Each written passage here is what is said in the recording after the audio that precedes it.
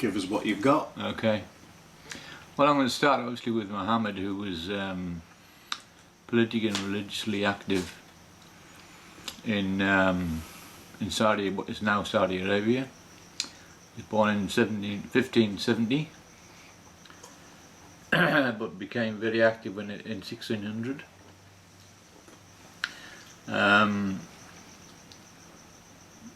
But the Saudi state is important. It was established in 1932 by Abdulaziz Al Saud, who had many wives, and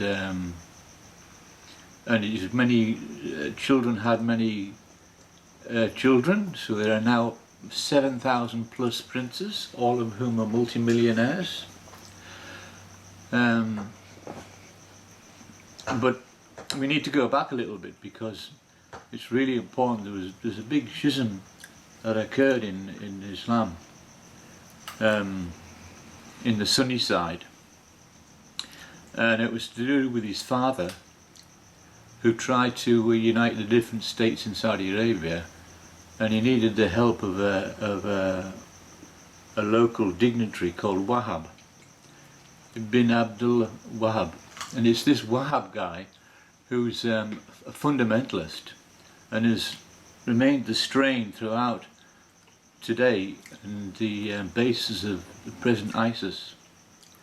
So they got together with their armies and formed the first Saudi state, as I said, in 1932. But between that time, the death of Muhammad, the Prophet Muhammad, and the establishment of the state, was what's called the Islamic Golden Age, which ran from the 18th century, 700s, to the 13th century. And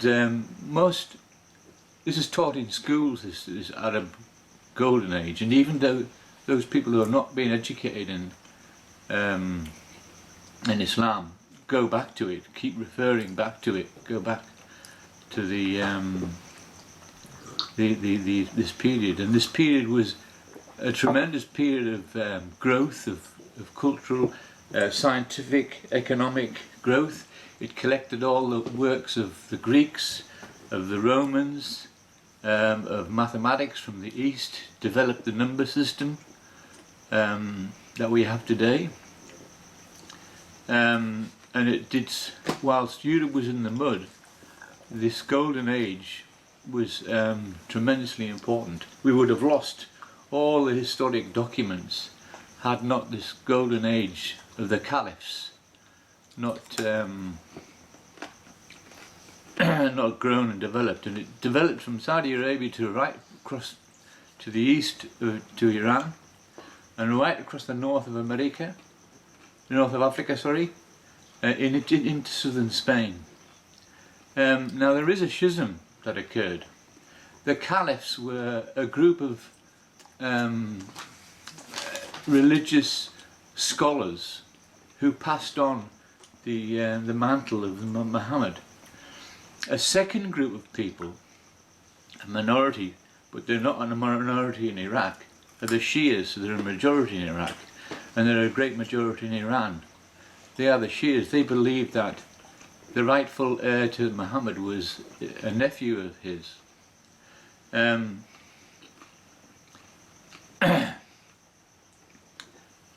So that history, if you like, is imbued in the minds of Islam, of Muslims. They are very much aware of these caliphates that were so important in the development of all spheres of learning. They collected documents from all over the world and had them translated into every language in the world. Now that's the history, if you like, but that's not what's just about Muslims in Europe now, especially in Belgium, where we saw the bombings that took place. They are themselves, they call themselves the Islamic State of Iraq and the Levant, ISIL. but their main drive, if you like, is the massive unemployment that takes place in small groups of ghettos throughout Europe. In fact, in Molenbeek, in Belgium, the unemployment rate is 40%, and generally across Belgium it's 20%, way above the national average of unemployment. So they suffer unemployment, they suffer racial prejudice, they suffer a lack of hope, a lack of future. They've got no future. They don't see they've got any future. And in Brussels itself, 25% of the population, 300,000, are Muslims. And again, huge problems of gang warfare, of unemployment. Now we're totally against terrorism, not because it's morally inhumane or not, you know, but because it takes the power away from the working class. It takes the. We see that the development of socialism is the development of the working class power, who will take over society. Not just a few people who throw bombs and blow certain buildings up and kill many people. So this division within the majority Sunni, if you like, that is really important to understand. Most Muslims are not Wahhabists. The Wahhabists are the ones that like Boko Haram. Haram is bad in the eyes of God. It's the opposite of halal. You've heard of halal meat. There's haram meat. Haram is good, halal is bad. And what Boko Haram, for example, do, who have affiliated themselves with ISIL, have said that Western education, it means, Boko Haram means against Western education. Western education is haram, is bad, and what they really need, is an Islamic education. Now, the future really is not good, because capitalism creates this massive unemployment. It creates these massive pockets of desperate people who have got no future, young men and women mainly, who have no future, who see themselves having no future. And more, of course, these ghettos are building up and developing more and more as more and more people escape from North Africa and other parts of the world, like Pakistan and Afghanistan, and fill up these ghettos, again, of increasing unemployment, increasing hopelessness, increasing anger. And if you look at, I've been watching a lot of movies and shows recently of the Iraqi war, but it's all from the perspective of the American army, and they were totally hated from day one. From day one in 2003, when America invaded Iraq, to 2011, they were hated, and Abu Ghraib, if you like, was the straw that broke the camel's back, if you like, where all the terrible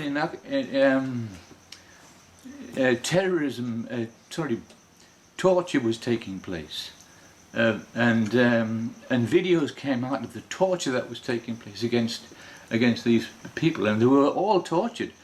And so it got so bad in the West, in the Western media, that they closed Abu Ghraib down, and they replaced it with another camp called Camp Buka, which Abu Ghraib existed between 2003 and 2006. Camp Buka was supposed to be an ideal situation, and it existed from 2003, but filled up and was closed eventually at 2009. Now they were allowed to meet in Abu Ghraib. They were in individual cells, but in Camp Buka they were allowed to associate with each other, And that was the beginning of the structure of the Islamic State of Iraq and Levant. The Americans basically created ISIL. The structure that exists today is a result of Camp Bucca. And you know, the hatred that developed from these people was just incredible.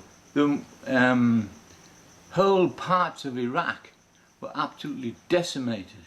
There's a city called Fallujah, which is seen as one of the biggest resistance towns in Iraq. And if you look at pictures of it, there was not a house standing that hasn't been damaged. And absolutely massive damage has been done to people's lives and their houses and their structure. So the future is not good. Capitalism has created a nightmare, an absolute nightmare for the future of all countries. It's going to spread in Europe, it's going to spread in America. As long as you have pockets of these people that are growing and developing, then you're going to have these young people, predominantly young men, who are going to turn to the Islamic State of Iraq, have stints in Syria, come back, have stints in Libya, come back trained in open warfare, and as long as capitalism exists, this problem is going to remain. And I'll leave it there. Thanks, John.